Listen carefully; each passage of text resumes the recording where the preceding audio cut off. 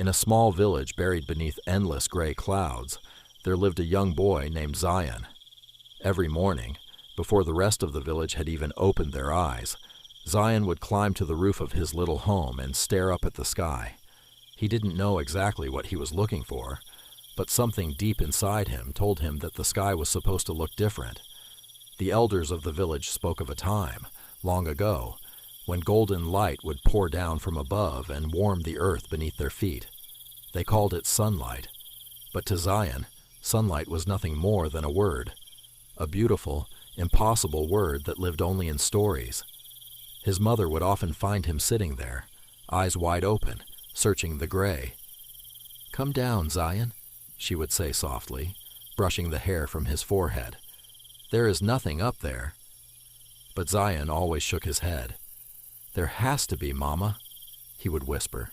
"I can feel it." Then one night, everything changed. Zayan was lying in bed, unable to sleep, listening to the wind move through the cracks in the walls, when suddenly a soft golden glow appeared outside his window. He sat up slowly and watched, breathless, as something floated down from the sky like a leaf caught in a gentle breeze. It was a feather, but not just any feather. It shimmered and glowed, pulsing gently like a heartbeat, and when it landed in Zayan's open palm, he felt a warmth spread through his entire body, a warmth he had never known before. And then, in a voice no louder than a whisper, the feather spoke. "Only you can bring back the light, Zayan. Only you." He didn't hesitate. Zayan pulled on his worn-out shoes, tucked the feather safely into his chest pocket, and stepped out into the dark night. The feather glowed brighter with every step he took, guiding him away from the village, down an old forgotten path, and into the mouth of an enchanted forest he had never dared to enter before. The moment he stepped inside, the world transformed. The trees rose tall and ancient around him, their bark shimmering with soft silver light. Strange flowers bloomed at his feet, glowing blue and violet. The air smelled of rain and magic. Zayan walked carefully, his eyes wide, his heart beating fast. And then, from behind a glowing root, a small creature appeared. It was a fox, but unlike any fox Zayan had ever imagined. Its fur was white as fresh snow, its eyes glowed a deep ocean blue, and around its tiny paws danced little sparks of light. It sat before Zayan, tilted its head, and said in a clear, calm voice, "My name is Lumi. I have been waiting for you." "Waiting for me?" Zayan asked, surprised. "Yes," said Lumi. 3 trials stand between you and the Sky Gate. No one has passed them in 100 years, but I believe you can. Will you try?" Zayan looked down at the feather glowing in his pocket, thought of his mother, thought of his village wrapped in endless gray, and nodded. "I will try," he said. The first trial came quickly. They arrived at the edge of a vast river, but its water was not water at all. It was frozen stars, glittering and cold, locked solid across the path. No bridge, no way around. The ice stretched in every direction as far as the eye could see. Lumi looked at Zayan quietly. "This river froze the day the light disappeared," she said. "It can only be melted by something warm, not fire, not anger, something truly warm."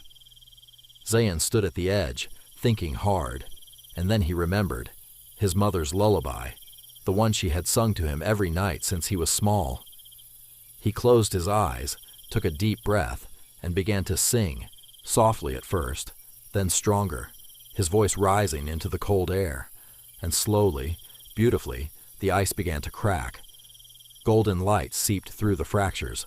The frozen stars melted into a gentle, glowing stream, and the path opened before them. Lumi smiled. "Well done," she said, and they crossed. The second trial was the cloud bridge. High above a bottomless drop of swirling darkness, a bridge of pure white cloud stretched to the other side. But as Zayan stepped onto it, the bridge began to shake. With every step, pieces broke away and fell silently into the void below. Zayan froze, gripping nothing, trembling. "I can't do this," he breathed. "I'm going to fall." Lumi's voice came from behind him, calm and steady. "The bridge only holds for those who believe they are enough, Zayan. Not perfect, not fearless, just enough." Zayan swallowed hard. He thought about every time he had been told he was too small, too ordinary, too young. And then he thought about the feather choosing him, about Lumi waiting for him. He lifted his foot and took one step. The cloud held firm, then another step, firm again. And slowly, one brave step at a time, Zayan crossed the bridge, and it solidified beneath him like it had always been made of stone.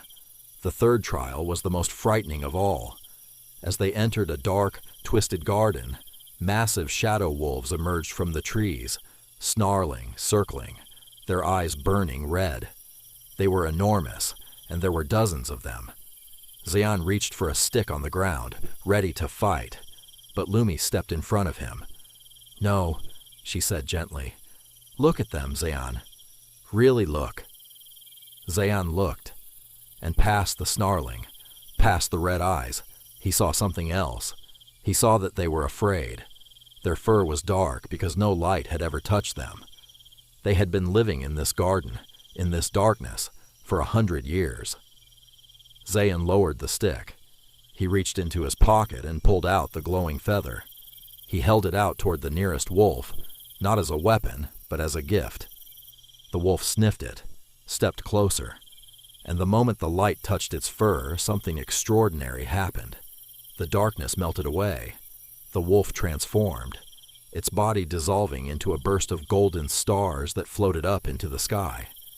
One by one, Zayan shared the light with every wolf in the garden.